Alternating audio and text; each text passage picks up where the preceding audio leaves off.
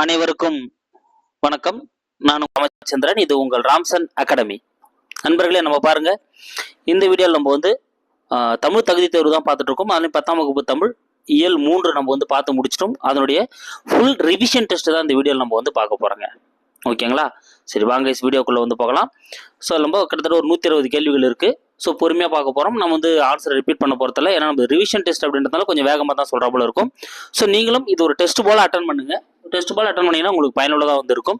So 120 கொஸ்டினுக்கு எவ்வளோ நீங்கள் வந்து மார்க் எடுக்கிறீங்க, எவ்வளோ கொஸ்டின் ரைட்டாக போடுறீங்க அப்படின்றத கமெண்ட்டில் தெரியப்படுத்துங்க. ஸோ அப்படி அட்டன் பண்ணிங்கன்னா கண்டிப்பாக இது உங்களுக்கு வந்து பயனுள்ளதாக வந்து இருக்கும். ஓகேங்களா? அதனால் அப்படி அட்டன் பண்ண ட்ரை பண்ணுங்கள். ஸோ 120 கொஸ்டின்ஸுக்கு எவ்வளோ மார்க் எடுக்கிறீங்க அப்படின்றத கமெண்ட்டில் போடுங்க. ஃபர்ஸ்ட் கொஸ்டின் பார்க்கலாம் பாருங்க. உணவு ஆக்கலும் அழித்தலும் கொண்ட 17ஆம் நூற்றாண்டு சுவரோவியம் எங்குள்ளது? உணவு ஆக்கலும் அழித்தலும் அந்த 17ஆம் நூற்றாண்டை கண்ட சுவரோவியம் வந்து எங்க காணப்படுது அப்படின்னா சிதம்பரத்தில் தான் காணப்படுது. ஸோ பீதா அதுக்கான ஆன்சர் சிதம்பரம்.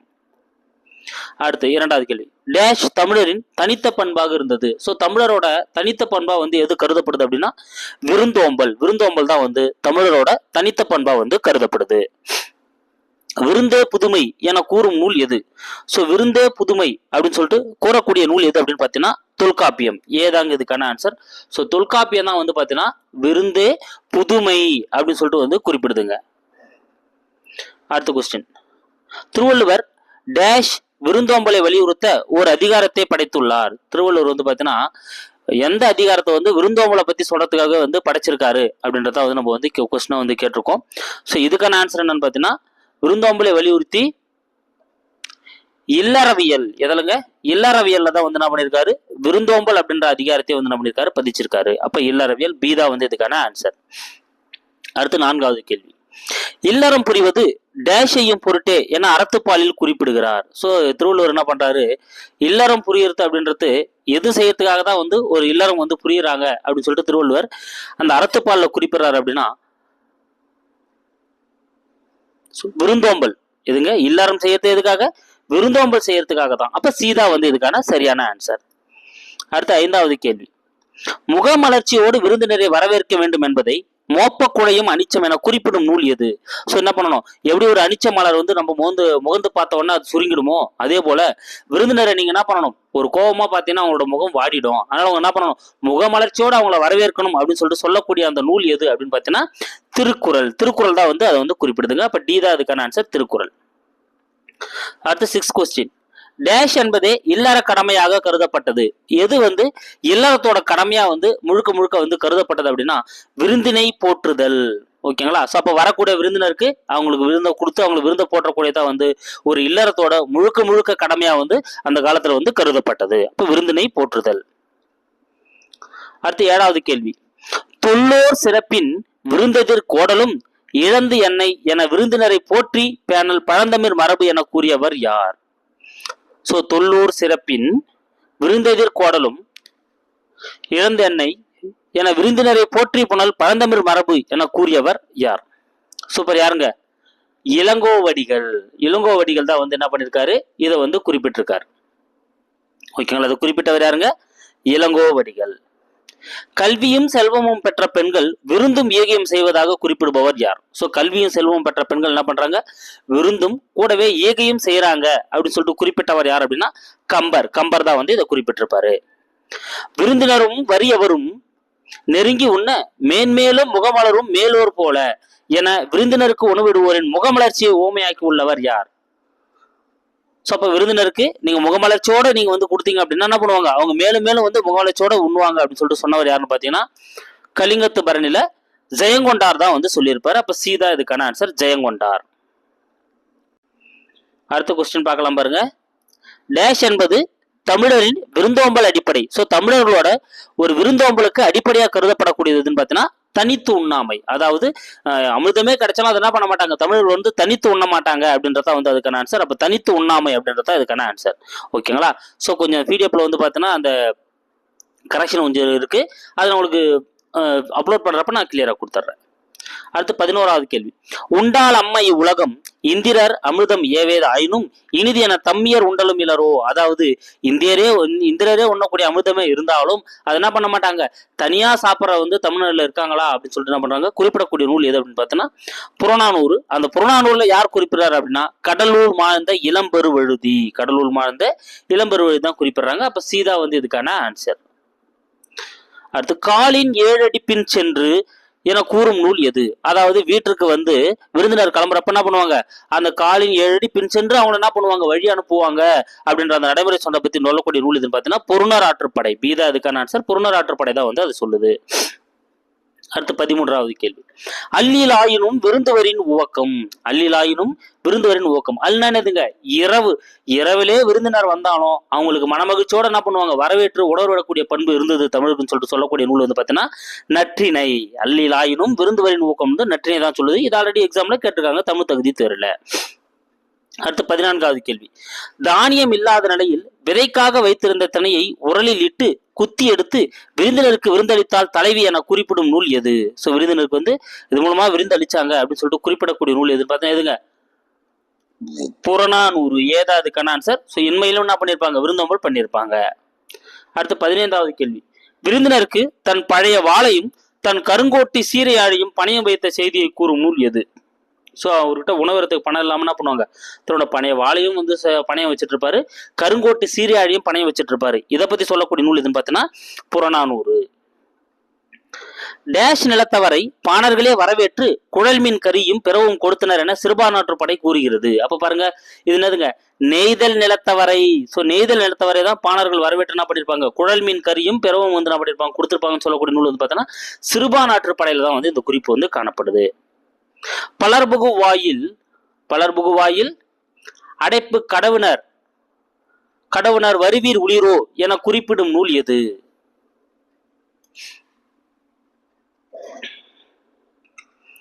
சூப்பர். இதுக்கான ஆன்சர் என்னதுங்க, பலர்புகு வாயில். பலர் உள்ள வரக்கூடிய அளவுக்கு பெரிய வாயில்ல கதவு மூட போறோம், உள்ள வரத்துக்கு யாருன்னா இருக்கீங்களா அப்படின்னு சொல்லிட்டு என்ன பண்ணுவாங்க, சாப்பிட்றதுக்காக கேட்கக்கூடிய நூல் எதுன்னு பார்த்தீங்கன்னா குறுந்தொகை. ஏதாங்க இதுக்கான ஆன்சர். குறுந்தொகை தான் பார்த்தீங்கன்னா இந்த கூற்று சொல்லுது.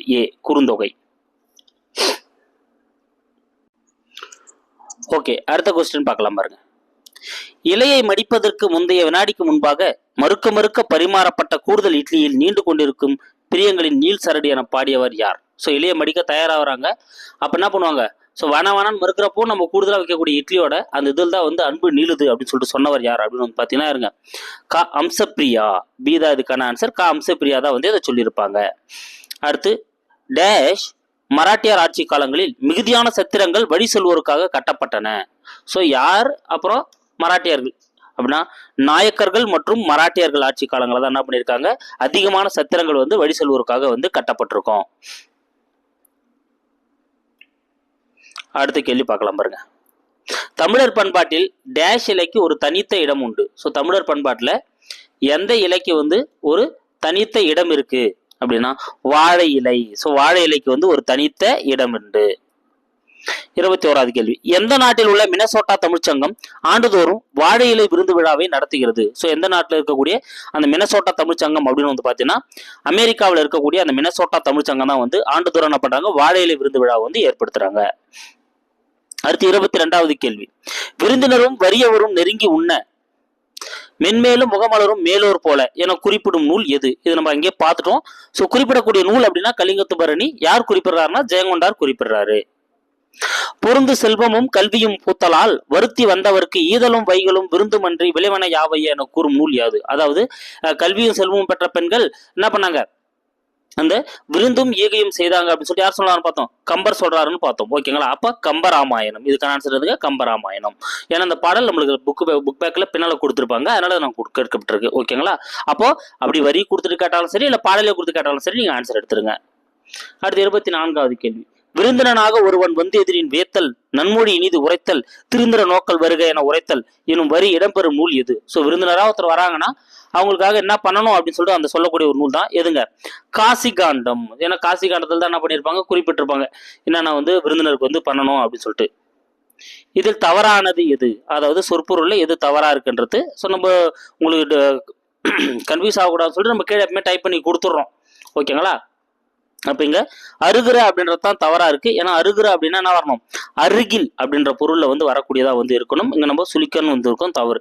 எதிரின்னா வந்தால், திருந்துற நோக்கல்னா மகிழ்ச்சியாக பார்த்தல், செப்பல்னா கூறுதல்னு வரணும். கரெக்ட் தான். அருகிற அப்படின்னா அருகில்னு வந்திருக்கணும். அப்ப டி தான் இங்க தவறா இருக்கு. டி தான் அதுக்கான ஆன்சர். அடுத்து முகமன் என்பதன் பொருள் யாது? முகமன் என்பதன் பொருள். முகமன் அப்படின்றதோட பொருள் நான் பார்த்தீங்கன்னா, ஒருவரை நலம் விசாரி வினவுத கூறும் விருந்தோம்பல் சொற்கள். ஒருத்தர் எப்படி இருக்காங்க அப்படின்னு சொல்லிட்டு அந்த விருந்தோம்பல், அப்ப வாங்க வாங்க நல்லா இருக்காங்களா, வீட்டுல நல்லா இருக்கீங்களான்னு சொல்லிட்டு அந்த முகமலச்சோட ஒரு வார்த்தை கேட்போம் இல்லையா, அதை தான் முகமன் அப்படின்னு சொல்றாங்க. பி தான் அதுக்கான ஆன்சர். அடுத்து 27வது கேள்வி. விருந்தோம்பல் செய்யும் இல்லற ஒழுக்கமாக காசி காண்டம் கூறுவது. சோ விருந்தோம்பல் செய்யக்கூடிய இல்லற ஒழுக்கமா காசி காண்டம் வந்து பார்த்தோன்னா எத்தனை சொல்லுது அப்படின்னு வந்து பார்த்தோன்னா மொத்தம் 9 சொல்லுதுங்க. இல்லற ஒழுக்கமா காசி காண்டம் எத்தனை சொல்லுது? 9 சொல்லுது. அப்ப டி தான் அதுக்கான ஆன்சர். தொழிற்பெயருடன் தொடர்பற்றது எது? பாருங்க, இங்க கொடுத்துக்கிற இலக்கண குறிப்புல இதுல எது தொழிற்பெயரோட தொடர்பட்டதுன்னா நன்மொழி தான் வந்து தொடர்பற்றது. ஏன்னா நன்மொழி அப்படின்றது பண்பு தொகை, நன்மை கூட்டல் மொழி அப்படின்னு வரும். ஸோ நன்மையாகிய மொழி அப்படின்னு சொல்லிட்டு அந்த ஆகிய மை விகுதி பெற்று ஆகிய மறைஞ்சு வரதுனால இது பண்பு தொகை. ஓகேங்களா? மீது எல்லாமே தொழிற்பெயர் தான். கரெக்ட் தான். அடுத்து 29வது கேள்வி. கீழ்வற்றுள் வினையச்சத்தை தேர்ந்தெடு. ஸோ இதுல எது வினையச்சம் அப்படின்னு வந்து பாத்தீங்கன்னா வந்து அப்படின்றதான் வந்து வினையச்சம். மீதி எல்லாமே வந்து பாத்தீங்கன்னா தொழிற்பெயர்கள். ஸோ ஊ மற்றும் ஈ வினையச்ச விகுதி ஊ வந்திருக்கிறதுனால இது வந்து பாத்தீங்கன்னா வினையச்சம். அடுத்து உரைத்த, இதுல உரை குட்டல் இத்து குட்டல் இத்து குட்டுவா அப்படின்ற பகுபத உறுப்பினகத்துல எது பொருந்தாம இருக்கு அப்படின்னு பாத்தீங்கன்னா இது எல்லாமே கரெக்டா இருக்கு. ஆ தான் பொருந்தாம இருக்கு. ஏன்னா ஆ அப்படின்றது பெயரச்ச விகுதி. ஓகேங்களா? வினையச்ச விகுதின்னு வந்துடக்கூடாது, பெயரச்ச விகுதின்னு வந்திருக்கணும். அப்ப இதுக்கான ஆன்சர் வந்து டி. வருக, வருக வந்து வா குட்டல் வரு குட்டல் கா அப்படின்ற பகுபத உறுப்பினமா பிரியுது. அதுல கா என்பது எதை குறிக்கிறது? வருக அப்படின்றதுல கா அப்படின்றது எதை குறிக்குதுங்க? வியங்கோல் வினைமுற்று விகுதியை குறிக்கிறது. சீதா இதுக்கான ஆன்சர். வியங்கோல் வினைமுற்று விகுதி. அடுத்து 32வது கேள்வி. ஒப்புடன் முகம் மலர்ந்தே உபசரித்து உண்மை பேசி உப்பில்லா கூழிட்டாலும் உண்பது அமிர்தமே ஆகும் என கூறும் நூல் எது?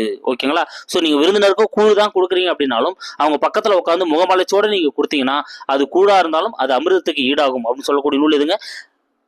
விவேக சிந்தாமணி. சாரிங்க, விவேக சிந்தாமணி தான் இதுக்கான ஆன்சர். சீதா வந்து இதுக்கான ஆன்சர். விவேக சிந்தாமணி. முப்பழமோடு பால் அன்னம் முகம் கருத்து இடுவாராயின் கப்பிய பசியோடு கடும் பசி ஆகும் தானே. நீங்க முப்பழத்தையும் பால் தேன் எல்லாத்தையும் கொடுத்துட்டு ஆனா அதை மூஞ்சி சுழிச்சின்னு கொடுத்தீங்கன்னா அந்த விருந்து சாப்பிட்றவங்களுக்கு அது என்னவா இருக்குமா? பசியை அடக்காது, மேலும் பசியை வந்து தூண்டக்கூடியதாக இருக்கும் சொல்லக்கூடிய நூல் விவேக சிந்தாமணி தான். ஓகேங்களா? அதனோட கண்டினியூவான அந்த வரிகள் தான் நான் உங்களுக்கு பிரிச்சு கொடுத்துருக்கேன். ஓகேங்களா? ரெண்டுமே விவேக சிந்தாமணி. துறவு, இல்லறம், பெண்களுக்குரிய பண்புகள், வாழ்வியல் நெறிகள், மறுவாழ்வில் அடையும் நன்மைகளை பற்றி பாடுவதாக அமைந்த நூல் எது? ஓகேங்களா? சோ இதுல எது வந்து பாடுவதா அமைஞ்சிருக்கு அப்படின்னா இவற்றில் எதுவும் இல்லை தான் ஆன்சர். டி. எனது என்னதுங்க? காசி காண்டம். காசி காண்டம் தான் வந்து இது எல்லாத்தையும் பாடக்கூடியதா வந்து இருக்கு. அங்க ஆப்ஷன் இல்லாதனால நம்ம இவற்றில் எதுவும் இல்லை எடுக்கிறோம். உங்களுக்கு நான் அதை டைப் பண்ணி கொடுத்துட்றேன் கீழே. அடுத்து 35வது கேள்வி. விருந்தினனாக ஒருவன் வந்து என்னும் பாடல் காசி காண்டத்தில் இல்லொழுக்கம் கூறிய என்ற பகுதியின் எத்தனையாவது பாடல்? சோ விருந்தினனாக ஒருவன் வந்து அப்படின்ற அந்த பாடல் வந்து காசி காண்டத்துல இல்லொழுக்கம் கூறிய பாடலா வந்து எத்தனையாவது வந்து பாடல் அப்படின்னு வந்து பாத்தீங்கன்னா இது வந்து 17வது பாடல். நம்ம புக்ல இருக்கக்கூடிய பாடல் 17வது பாடலா காசி காண்டத்துல இருக்கக்கூடிய பாடல். அடுத்து காசி நகரத்தின் பெருமைகளை கூறும் நூல் எது? இதெல்லாம் ரொம்ப வேகமா எடுத்துருவீங்க. காசி காண்டம். காசி காண்டம் தான் வந்து காசி நகரத்தோட பெருமைகளை சொல்லக்கூடிய நூல். காசிகாண்டம் என்னும் நூலின் ஆசிரியர் யார்? காசிகாண்டம் என்னும் நூலின் ஆசிரியர் யார்? அதிவீரராம பாண்டியர். ஏதா இதுக்கான ஆன்சர்? அதிவீரராம பாண்டியர் தான் வந்து காசிகாண்டம் என்னும் நூலின் ஆசிரியர். அடுத்து 38வது கேள்வி. தமிழ் புலவராக இருந்த அதிவீரராம பாண்டியர் டேஷ் அரசர் ஆவார். சோ தமிழ் புலவராக இருந்த அந்த காசிகாண்டம் அப்படின்றோட ஆசிரியரான அதிவீரராம பாண்டியர் வந்து குர்க்கையின் அரசர் ஆவார். பீதா இதுக்கான ஆன்சர். குர்க்கையின் அரசர் ஆவார். கீழ்வுள்ளவற்றுள் அதிவீரராம பாண்டியர் எழுதிய மற்றொரு நூல் எது? சோ அதிவீரராம பாண்டியர் எழுதிய மற்றொரு நூல் எது அப்படின்னு வந்து பாத்தீங்கன்னா என்னதுங்க? நருந்தொகை. டி தான் இதுக்கான ஆன்சர். நருந்தொகை தான் வந்து அதிவீரராம பாண்டியர் எழுதிய மற்றொரு நூல். கந்தர் கலிவெண்பா, நீதிநெறி விளக்கம், மதுரை கலம்பகம் இது எல்லாமே குமரகுருபருடைய நூல்கள். அது நான் உங்களுக்கு எக்ஸ்பிளேஷன் கொடுத்திருப்பேன். நருந்தொகை தான் இதுக்கான ஆன்சர்.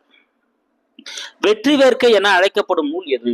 சோ அதிவீரராம பாண்டியர் எழுதிய நருந்தொகை தான் எப்படி அழைக்கப்படுது?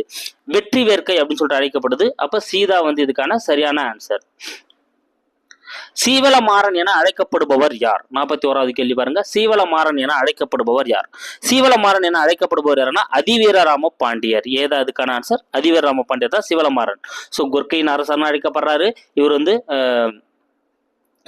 வெற்றிவேகை அப்படின்னு அழைக்கப்படக்கூடிய நருந்தொகை இவர் தான் எழுதியிருக்காரு. சீவலமாறன் அழைக்கப்படுறாரு. அதிவீரராம பாண்டியரின் நூல்களில் பொருந்தாதது எது? ஸோ இது எல்லாமே அதிவீரராம பாண்டியர் நூல் தான்.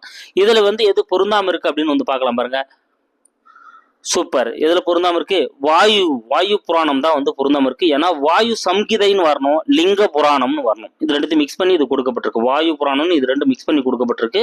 ஸோ லிங்க புராணம், வாயு சம்கிதை, நைடதம், திருக்குறுவை பதிற்றுப்பத்து அந்தாதி, கூர்ம புராணம் இதெல்லாமே யாருடையது? அதிவீரராம பாண்டியருடைய நூல்களுடையது. நல்லா ஞாபகம் வச்சுக்கோங்க. இதுல திடீர்னு ஒண்ணு கொடுத்துட்டு கேட்டா கூட நம்ம கன்ஃபியூஸ் ஆயிடுவோம். அதனால பி தான் இதுக்கான ஆன்சர். முத்துக்குமாரசாமி பிள்ளைத்தமிழ் எனும் நூலின் ஆசிரியர் யார்? முத்துக்குமாரசாமி பிள்ளைத்தமிழ் நூலின் ஆசிரியர் குமரகுருபரர் ஆவார். பி தான் இதுக்கான ஆன்சர், குமரகுருபரர். சேயுடன் மகிழ்ந்து குழாவும் தாய் 17ஆம் நூற்றாண்டு சூரோவியம் எங்கு காணப்படுகிறது? ஸோ குழந்தைய கூட சேர்ந்து விளையாடக்கூடிய அந்த தாயை கொண்ட 17ஆம் நூற்றாண்டு சூரோவியம் எங்கு காணப்படுது அப்படின்னு பார்த்தீங்கன்னா சிதம்பரம். சீதா அதுக்கான ஆன்சர். சிதம்பரத்தில் தான் வந்து அந்த சூரோவியம் காணப்படுகிறது. அசிம்பிய என்னும் சொல்லின் பொருள் யாது? அசும்பிய என்னும் சொல்லின் பொருள் யாது? சோ அசிம்பியா அப்படின்னா ஒளி வீசுகிற. பி தான் அதுக்கான ஆன்சர். அசிம்பியா அப்படின்னா ஒளி வீசுகிற. பண்டி என்பதன் பொருள் யாது? 46வது கேள்வி பாருங்க. பண்டி என்பதன் பொருள் யாது? சோ பண்டி அப்படின்னா என்னதுங்க? வயிறு. சீதா இதுக்கான ஆன்சர். பண்டி அப்படின்னா வயிறு. உச்சி என்பதன் பொருள் யாது? உச்சி என்பதன் பொருள் தலையுச்சி கொண்டை. பீதா இதுக்கான ஆன்சர். தலையுச்சி கொண்டை தான் வந்து உச்சி. ஸோ கைஸ் யாருக்குன்னா வேகமான ஆன்சர் சொல்ற போல இருந்தா நீங்க எடுக்க டைம் இருந்தா நீங்க என்ன பண்ணுங்க, வீடியோ பாஸ் பண்ணிட்டு நீங்க அதுக்கப்புறம் வந்து கொஸ்டின் ஆன்சர் போட்டுட்டு நீங்க அதுக்கப்புறம் ப்ளே பண்ணி பார்க்கலாம். அப்படி பார்த்தீங்கன்னா வந்து உங்களுக்கு வந்து அந்த டைம் கரெக்டாக இருக்கும். ஏன்னா நான் ஏற்கனவே ரிவிஷன்ன்றதுனால கொஞ்சம் வேகமான ஆன்சர் டிக்ளேர் பண்றேன். ஸோ உங்களுக்கு வந்து அது எப்படி இருக்குன்னு பார்த்துக்கோங்க. அடுத்து 48வது கேள்வி. டேஷில் எழுந்தறியுள்ள முருகனை செங்கீரை ஆடி அருள்க என குமரகுருபரர் முத்துக்குமாரசாமி பிள்ளைத்தமிழில் குறிப்பிடுகிறார். ஸோ எங்க எழுந்திருக்கக்கூடிய அந்த முருகனை சொல்றாரு அப்படின்னா வைத்தியநாதபுரி. எங்கங்க? ஸோ வைத்தியநாதபுரியில் எழுந்திருக்கக்கூடிய அந்த முருகனை தான் என்ன பண்றாரு, இவர் வந்து செங்கரை ஆட சொல்லி சொல்றாரு. அப்ப சீதா இதுக்கான ஆன்சர். அடுத்து 49வது கேள்வி. குண்டலமும் குழைகாதும் என்பதன் இலக்கண குறிப்பு யாது? குண்டலமும் குழைகாதும். அப்ப அப்படின்றது இங்க வெளிப்படையாவே வந்திருக்கு. அதனால இதுக்கான இலக்கண குறிப்பு என்னதுங்க? எண்ணுமை. ஏதா இதுக்கான ஆன்சர்? எண்ணுமை. அடுத்து 50வது கேள்வி. ஆடுக என்பதன் இலக்கண குறிப்பு யாது? ஆடுக என்பதன் இலக்கண குறிப்பு என்னதுங்க? காய ஏற்று இளமை, காய இயர் இளமை, வியங்கோல் வினைமுற்றுக்கான விதிகள். அப்ப சீதா இதுக்கான ஆன்சர் வியங்கோல் வினைமுற்று. அடுத்த 51வது கேள்வி. பதிந்து. பதி கூட்டல் இத்து கூட்டல் பிராக்கெட்ல இந்து கூட்டல் இத்து கூட்டல் ஊ எனும் பகுபத உறுப்பினத்தில் தவறானது எது? இப்படிதான் பகுபத உறுப்பினர் பொருளும். இதுல எது தவறா இருக்கு அப்படின்னா இத்து அப்படின்றதா வந்து தவறா இருக்கு. ஏன் அப்படின்னா இத்து இட்டு இறுன்னு எல்லாமே இறந்த கால இடைநிலைகள். நான் என்ன சொல்லியிருக்கேன்? நிகழ்கால இடைநிலைகள்னு சொல்லிட்டு இருக்கேன். அப்போ இது தவறு. சீதா வந்து இதுக்கான ஆன்சர். இதெல்லாமே நிகழ்கால இடைநிலைகள். சரி, இத்திட்டு நிலைமை இறந்த கால இடைநிலைகள்ல வரணும். நிகழ்கால இடைநிலைகள் வந்து தவறு. அடுத்த 52வது கேள்வி. குழந்தையின் தலை மென்மையாக அசையும் செங்கரை பருவம் எத்தனையாவது மாதங்களில் நடைபெறும்? ஸோ குழந்தையோட அந்த தலை வந்து மெதுவாக அசையக்கூடிய அந்த செங்கரை பருவம் வந்து பார்த்தீங்கன்னா 5 முதல் 6ஆம் மாதங்களில் நடைபெறக்கூடியது. சீதா அதுக்கான ஆன்சர் 5-6 மாதங்கள். அடுத்து பொருந்தா இணை எது? பொருந்தா இணை எது? கிண்கிணி அப்படின்னா காலில் அணிவது, கரெக்ட் தான். அரைநான் அப்படின்னா இடையில் அணிவது, கரெக்ட் தான். குண்டலம், குண்டலம் அப்படின்னா காதில் அணிவது, கரெக்ட் தான். குழை அப்படின்னா வந்து பாத்தீங்கன்னா தலையில் அணிவது தவறுங்க. ஏன்னா குண்டலம் குழை ரெண்டுமே இது காதில் அணியக்கூடிய அணிகலன் தான். செங்கரை பருவத்துல இந்த குழந்தைகள் குண்டலம் குழை ரெண்டுமே காதில் அணியக்கூடிய அந்த அணிகலன். சூழி அப்படின்றதான் வந்து தலையில் அணியக்கூடிய அணிகலன். அப்ப இங்க டி தான் தவறா இருக்கு. அப்ப டி தான் அதுக்கான ஆன்சர். 54வது கேள்வி. செம்பனொடி சிறு கிங்கினியோடு சிலம்பு கலந்தாட என்னும் பாடல் முத்துக்குமாரசாமி பிள்ளைத்தமிழின் செங்கரை பருவத்தில் எத்தனையாவது பாடலாகும்? இது இந்த பாடல் வந்து முத்துக்குமாரசாமி பிள்ளைத்தமிழோட அந்த இதுல எத்தனையாவது பாடலா வந்து இது வந்து இருக்கு? சூப்பர். இது வந்து 8வது பாடலா வந்து பார்த்தோன்னா முத்துக்குமாரசாமி பிள்ளைத்தமிழ்ல இருக்கு. 55வது கேள்வி. இறைவனையோ தலைவரையோ அரசனையோ பாட்டுடை தலைவராக கொண்டு அவரை குழந்தையாக கருதி பாடுவது. ஸோ அவர் வந்து ஒரு குழந்தையா பாவிச்சு என்ன பண்ணக்கூடியது பாடக்கூடிய தரம் என்னன்னு சொல்லுவோம்? பிள்ளைத்தமிழ் அப்படின்னு சொல்லுவோம். அப்ப சீதா இதுக்கான ஆன்சர் பிள்ளைத்தமிழ். ஸோ அடுத்த கேள்வி பார்க்கலாம் பாருங்க. பிள்ளைத்தமிழ் டேஷ் பருவங்கள் அமைத்து பருவத்திற்கு 10 பாடல் என டேஷ் பாடல்களை கொண்டது. பிள்ளைத்தமிழை பொறுத்தவரையிலும் 10 பருவங்கள் அமைத்து 10 பருவத்திற்கு 10 பாடல்னு மொத்தம் 100 பாடல்களை கொண்டது. அப்ப ஏதா இதுக்கான ஆன்சர்? அடுத்து 57வது கேள்வி, பிள்ளைத்தமிழ் எத்தனை வகைப்படும்? ஸோ பிள்ளைத்தமிழை பொறுத்தவரையிலும் 2 வகைப்படும், ஆண்பார் பிள்ளைத்தமிழ், பெண்பார் பிள்ளைத்தமிழ். நம்மளுக்கு ஓல்டு எடிஷனை பொறுத்தவரையிலும் அந்த ஆண்பார் பிள்ளைத்தமிழுக்குரிய பொதுவான பருவங்கள், சிறப்பான பருவங்கள் தனித்தனியாக பிரித்து கொடுத்துருந்தாங்க. நியூ எடிஷனில் நம்மளுக்கு இதை மட்டும் கொடுத்துட்டு இருக்காங்க, அவ்வளோதான். அப்போ 2 வகைப்படும். குமரகுருபரரின் காலம் யாது? ஸோ குமரகுருபரோட காலம் நம்மளுக்கு 10th நியூ பர்க் பிரகாரம் வந்து பார்த்தீங்கன்னா 17ஆம் நூற்றாண்டு, நம்மளுக்கு புக்கில் தான் கொடுத்துருக்காங்க. 17ஆம் நூற்றாண்டு தான் வந்து குமரகுருபரரின் காலம். 59வது கேள்வி, குமரகுருபரர் புலமை பெற்ற மொழிகளில் தொடர்பற்றது எது? ஸோ குமரகுருபரர் வந்து பார்த்தீங்கன்னா சில மொழிகளில் புலமை பெற்றிருப்பாரு. தமிழ், வடமொழி, இந்துஸ்தானி ஆகிய மொழிகளில் ஒரு புலமை பெற்று இருந்தாரு. ஓகேங்களா? அப்போ இதுல எது வராது? ஆங்கிலம் வந்து வராது. அப்ப ஏதா இதுக்கான ஆன்சர். குமரகுருவரின் நூல்களில் பொருந்தாதது எது? ஸோ குமரகுருவர் நூல்கள்ல கந்தர் கலிவன்பா, மீனாட்சி அம்மை பிள்ளை தமிழ், மதுரை கலம்பகம் வரும். ஏன்னா சரஸ்வதி அந்தாதி மட்டும் கம்பருடைய நூலாகும், அதனால அது மட்டும் வராது. அப்ப சீதா வந்து இதுக்கான ஆன்சர். மறுபடியும் குமரகுருபரின் நூல்களில் பொருந்தாதது எது? சூப்பர். சகலகலாவல்லி மாலை, நீதிநெறி விளக்கம், திருவாரூர் மும்மணி கோவை இதெல்லாமே குமரகுருபருடைய நூல்கள் தான். தொன்னூல் விளக்கம் வந்து வராது, ஏன்னா அது வீரமாமுனிவருடைய நூல். 62வது கேள்வி, கோபாலபுரத்து மக்கள் என்னும் நூல் யாருடையது? ஸோ கோபாலபுரத்து மக்கள் அப்படின்றது கி ரா என அழைக்கப்படக்கூடிய கி ராஜநாராயணுடைய தான். பீதா இதுக்கான ஆன்சர். கி ராஜநாராயணுக்கு முன் எழுத தொடங்கியவர் யார்? இது ரொம்ப முக்கியமான கேள்வி. ஆல்ரெடி தமிழ் எலிஜிபிள் டெஸ்ட்ல கேட்டிருக்காங்க. யாருங்க? கு அழகிரி. ஏதா இதுக்கான ஆன்சர். கு அழகிரி அவர்கள் என்ன பண்ணிருக்காங்க? நம்ம கி ராஜநாராயணுக்கு முன்னாலே வந்து என்ன பண்ணிட்டார்? கரிசல் இலக்கியத்தை வந்து எழுத ஆரம்பிச்சிட்டாரு. டேஷ் பகுதிகளை சுற்றி உள்ள வட்டார பகுதிகளில் தோன்றிய இலக்கிய வடிவமே கரிசல் இலக்கியமாகும். எந்த இடத்தை சுத்தினா? கோவில்பட்டி. கோவில்பட்டியை சுற்றி உள்ள அந்த வட்டார பகுதியில் தோன்றிய இலக்கியம் தான் வந்து இந்த கரிசல் இலக்கியம். கரிசல் களத்தையும் அங்குள்ள மக்களையும் மையப்படுத்தி கரிசல் இலக்கியத்தை நிலைநிறுத்தியவர் யார்? சோ கரிசல் களத்தையும் அங்க இருக்கக்கூடிய மக்களை நிலைநிறுத்தி ஒரு கரிசல் இலக்கியத்தை வந்து நிலைநிறுத்தி காட்டியவர் யாருன்னா கி ராஜநாராயணன். பி தான் இதுக்கான ஆன்சர். பொருந்தா இணை எது? வட்டார வழக்கு சொற்கள். வட்டார வழக்கு சொற்கள் தான் வந்து சொல்லப்பட்டிருக்கு. இதுல எது பொருந்தாம இருக்குன்னு பார்த்து ஆன்சர் எடுக்க பார்க்கலாம். பாய்ச்சல் அப்படின்னா பாத்தி, கரெக்ட் தான். தேசாந்திரிகள் அப்படின்னா வந்து நாடோடிகள், கரெக்ட் தான். பதனம் அப்படின்னா கவனமாக, கரெக்ட் தான். நீத்துப்பாகம் அப்படின்னா தவறுங்க. மேல் கஞ்சி தான் நீத்துப்பாகம். மகுளி அப்படின்னா தான் வந்து கஞ்சியை குறிக்கும். அப்ப டி தான் இங்க தவறா இருக்கு. அப்ப இதுக்கான ஆன்சர் டி. அடுத்து 67வது கேள்வி, பொருந்தா இணை எது? பொருந்தா இணை எது? வட்டார வழக்கு சொற்கள். பொருந்தா இணை வந்து என்னதுங்க? வட்டார வழக்கு சொற்கள். வரத்துக்காரன் அப்படின்னா வந்து பாத்தீங்கன்னா, வரத்துக்காரன் அப்படின்னா வாணிபன், கரெக்ட் தான் சார். வரத்துக்காரன் அப்படின்னா புதியவன் வரணுங்க. அப்ப ஏதா இங்க தவறா இருக்கு. ஏதா அதுக்கான ஆன்சர். அழுக்கம் அப்படின்னா அழுத்தம். தொலைவில் இருந்து அப்படின்னா தொலைவில் இருந்து. மந்தகாசம் அப்படின்னா குறுநகை. இது எல்லாமே கரெக்ட் தான். வரத்துக்காரன் அப்படின்னா புதியவன் வரணும்.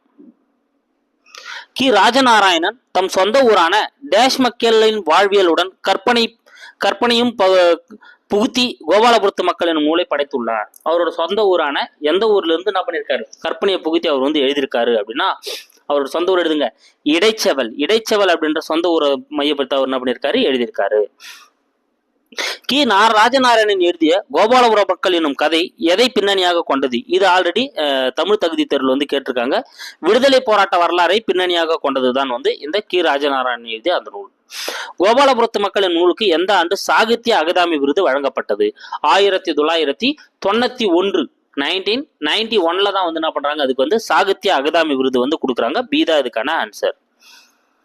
அடுத்து, கரிசல் வட்டார சுல்லாகராதி ஒன்றை உருவாக்கியவர் யார்? சோ கரிசல் அந்த வட்டாரத்தில் இருக்கக்கூடியதுக்கு சுல்லாகராதியை தனியாக உருவாக்கணும் யாருன்னா கி ராஜநாராயணன் தான். சோ கீரா அவர்கள் தான். யார் தொடங்கிய வட்டார புனைக்கதை மரபு கரிசல் இலக்கியம் என்று அழைக்கப்படுகிறது? சோ வட்டார புனைக்கதை மரபு அப்படின்ற ஒரு மரபை வந்து இவர் ஸ்டார்ட் பண்ணியிருப்பாரு கீரா. அதை தான் எப்படி அழைக்கப்படுது? கரிசல் இலக்கியம் அப்படின்னு அழைக்கப்படுது. அப்ப பி தான் இதுக்கான ஆன்சர். அடுத்து 73வது கேள்வி, கரங்கு இசை விழவின் உரந்தை எனும் வரி இடம்பெறும் நூல் எது? கரங்கு இசை விழவின் உரந்தை அப்படின்ற அந்த வரி இடம்பெறக்கூடிய நூல் எதுன்னு பார்த்தீங்கன்னா அகனானூறு. ஏதா இதுக்கான ஆன்சர். அகனானூர்ல தான் வந்து பார்த்தீங்கன்னா இந்த அடிகள் வந்து காணப்படுது. கரங்கு இசை விழவின் உரந்தை எனும் அகநானூற்று வரிகளில் குறிப்பிடப்படும் உரந்தை என்பது எதை குறிக்கிறது? அப்ப இது ஒரு அகநானூர்ல இருக்கக்கூடிய பாடல் தான். இதுல அந்த உரந்தை அப்படின்றது எதை குறிக்கிறது அப்படின்னா ஊர் பெயரை குறிக்கிறது. சி தான் இதுக்கான ஆன்சர். என்ன ஊர் பேருங்க? உறையூர் அப்படின்ற அந்த ஊர் பெயரை வந்து குறிக்கிறது. அப்ப கரங்கு இசை விழையின் உரந்தை உரந்தை எனும் அகநானூறு வரிகளில் குறிப்பிடும் உரந்தை என்பது எந்த மாவட்டத்தில் காணப்படுகிறது? இப்பதாவது ஊர் பெயர்னு பார்த்தோம். என்ன ஊருங்க? உறையூர். உரை தான் வந்து அது குறிக்குது. அது எங்க இருக்கு? திருச்சி மாவட்டத்தில் காணப்படுகிறது. அப்ப ஏதா வந்து இதுக்கான ஆன்சர் திருச்சி. அடுத்து 76வது கேள்வி. விருந்தினர் தினம் என்பது எப்படி விடியும் தெரியுமா என சிறுகதை எழுதியவர் யார்? யாருங்க? தஞ்சாவூர் கவிராயர். அவர் தான் எழுதியிருப்பார் விருந்தினர் தினம் அப்படின்னு சொல்லிட்டு இது எப்படி விடியும் அப்படின்னு சொல்லிட்டு அவர் எழுதியிருப்பாரு. தஞ்சாவூர் கவிராயர். அடுத்து 77வது கேள்வி. ஒரு தொடரில் இரு சொற்களுக்கிடையே சொல்லோ உருவோ மறைந்து ஒரே சொல் போல நிற்குமானால் அது மறைந்துன்னு வந்தாலே நம்ம என்னதுங்க? அது தொகை தான் சொல்லுவோம். அப்ப தொகைநிலை தொடர். மறைஞ்சு வந்தாலே அது என்னதுங்க? தொகைநிலை தொடர். தொகைநிலை தொடர் எத்தனை வகைப்படும்? தொகைநிலை தொடரை பொறுத்தவரையிலும் 6 வகைப்படும். டி தான் இதுக்கான ஆன்சர். தொகைநிலை தொடர் 6 வகைப்படும். ஒரு தொடரில் வேற்றுமை உறுப்புகளான ஐ, ஆல், கு, இன், அது, கன் ஆகியவற்றுள் ஒன்று மறைந்து வந்து பொருள் தருவது டேஷ். இதெல்லாமே வேற்றுமை உறுப்புகள். இந்த வேற்றுமை உறுப்புகள் மறைந்து வந்து பொருள் தர்றதுனால இது நம்ம என்ன சொல்லுவோம்? வேற்றுமை தொகைன்னு சொல்லுவோம். அப்ப ஏதா இதுக்கான ஆன்சர். மதுரை சென்றார் என்பது எவ்வகை தொடர்? மதுரை சென்றார் என்பது எவ்வகை தொடர்? இது வந்து ஒரு வேற்றுமை தொகை. ஏன்னா மதுரைக்கு சென்றார்னு வரணும். அப்ப கு அப்படின்ற அந்த 4ஆம் வேற்றுமை உருவம் அங்க என்ன பண்ணி வருதுங்க? மறைஞ்சு வருது. அதனால இது வந்து ஒரு வேற்றுமை தொகை. தேர்பாகன் என்பது தேர்பாகன் அப்படின்றது வந்து பாத்தீங்கன்னா தேரை ஓட்டும் பாகன் அப்படின்னு வரணும். அப்ப ஐ அப்படின்ற அந்த 2ஆம் வேற்றுமை உருவம் அங்க மறைஞ்சு வருது. அது மட்டும் இல்லாம என்ன பண்ணுதுங்க? அந்த ஓட்டும் அப்படின்ற அந்த பயனும் அங்க மறைஞ்சு வரதுனால அப்ப இது 2ஆம் வேற்றுமை உருவும் பயனும் உடன்தொக்க தொகையும் அப்படின்றத வந்து இதுக்கான சரியான ஆன்சர். அப்போ ஏதா வந்து இதுக்கான சரியான ஆன்சர். 82வது கேள்வி. காலம் காட்டும் இடைநிலையும் பெயரச்சு விகுதியும் மறைந்து நிற்க வினைப்பகுதியை அடுத்து பெயர் சொல்லோடு. இது ரொம்ப முக்கியங்க. வினைப்பகுதியை அடுத்து பெயர் சொல். அப்ப வினை சொல்லும் பெயர் சொல்லும் வரப்போகுது. அப்படி வந்தா அதை நம்ம என்னன்னு சொல்லுவோம் அப்படின்னா வினைத்தொகைன்னு சொல்லுவோம். சீதா வந்து இதுக்கான ஆன்சர்.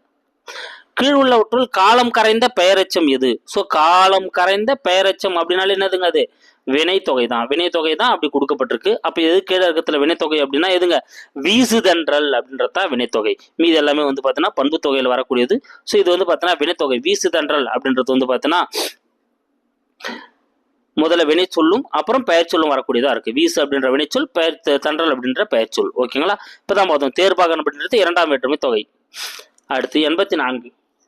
வினைப்பகுதியும் அடுத்து டேஷ் அமைந்த சுற்றடர்களே வினைத்தொகை அமையும். இதே பாயிண்ட் தான் திருப்பி திருப்பி பார்த்துட்டு இருக்கோம்.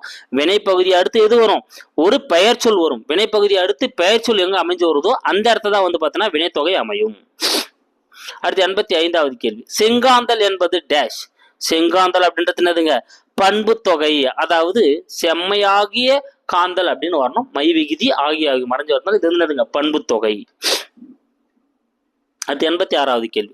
சிறப்பு பெயர் முன்னும் பொது பெயர் பின்னும் இன்றி இடையில் ஆகிய என்னும் பண்பு உறுப்பி தொக்கி வருவது இரு பெயரொட்டு பண்பு தொகைங்க. பீதா இதுக்கான ஆன்சர். முதல்ல சிறப்பு பெயர் வந்திருக்கும், அதுக்கப்புறம் பொது பெயர் வந்திருக்கும், அதுக்கு இடையில ஆகிய அப்படின்ற உறுப்பு வந்து மறைஞ்சு வந்திருக்கும்.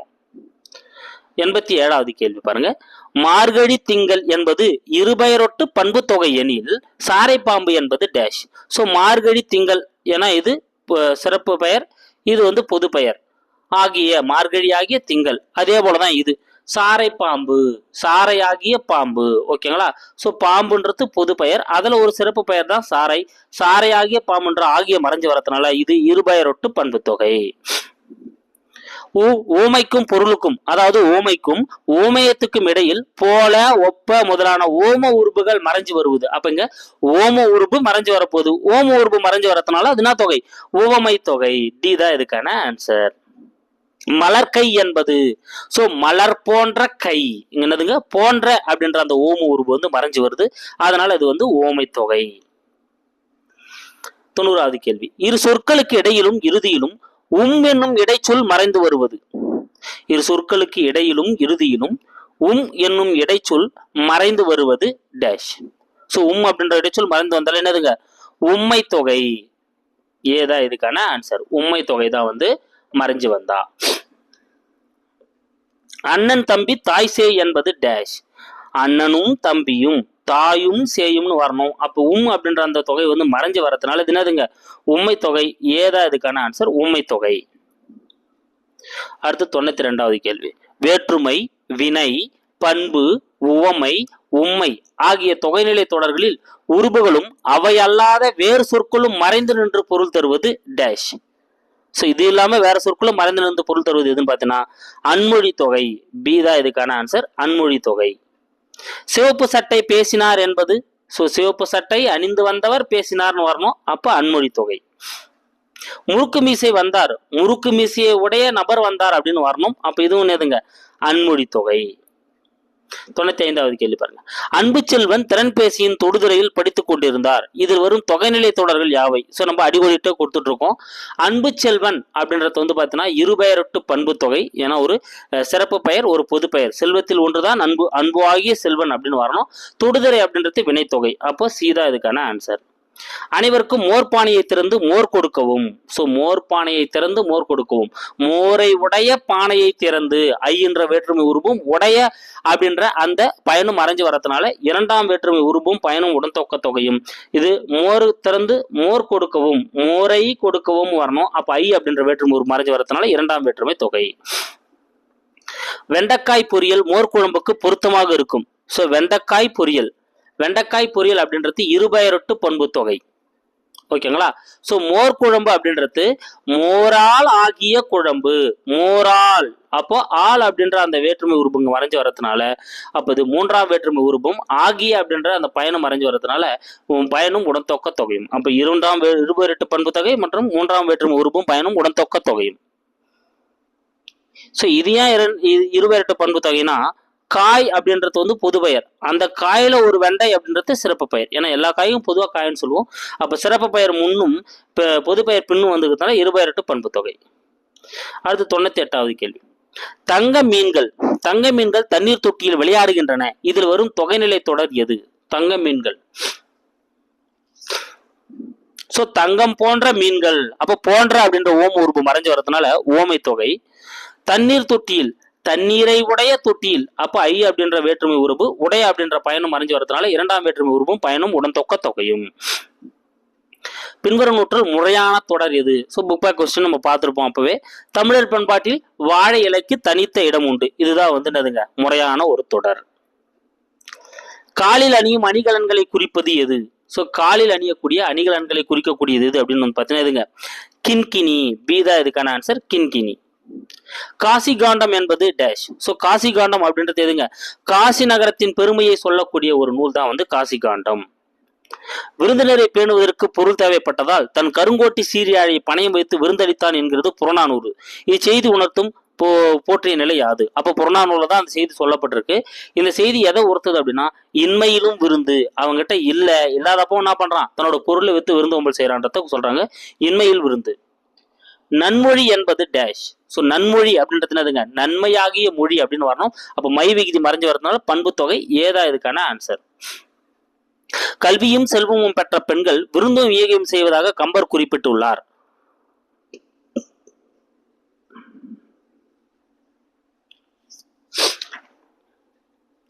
ஸோ இதுல அடிகோடிட்ட சொற்களை உண்மை தொகையாக மாற்றி எழுதுக. ஸோ இதை நான் கொஸ்டின் வந்து கம்ப்ளீட் பண்ணல, இதை நான் உங்களுக்கு அப்புறம் கம்ப்ளீட் பண்ணி கொடுத்துட்றேன். கொஸ்டின் வந்து இங்க கம்ப்ளீட் ஆகணும். ஓகேங்களா? ஸோ உண்மை தொகையா, அப்ப கல்வியும் செல்வமும் உண்மைகிதி மறைஞ்சிடணும். பெண்களும் விருந்தும் விருந்தும் ஈகையும் இங்கேயும் உண்மைகிதி மறைஞ்சிடணும். அப்ப இது ரெண்டுமே கரெக்ட் தான். அப்ப ஏ மற்றும் பி, சீதா இதுக்கான ஆன்சர். தண்ணீர் குடி என்பது எவ்வகை தொகைநிலை தொடர்? சாரி கேஸ், ரொம்ப நேரமா பேசிட்டு இருக்க வாய் இதுவாகுது. தண்ணீர் குடி அப்படின்றது தண்ணீரை குடி, இரண்டாம் வேற்றுமை தொகை. சீதா இதுக்கான ஆன்சர், தண்ணீரை குடி.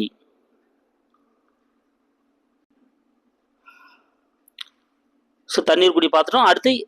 அடுத்த கேள்வி. தயிர்குடம் என்பது எவ்வகை தொகைநிலை தொடர்?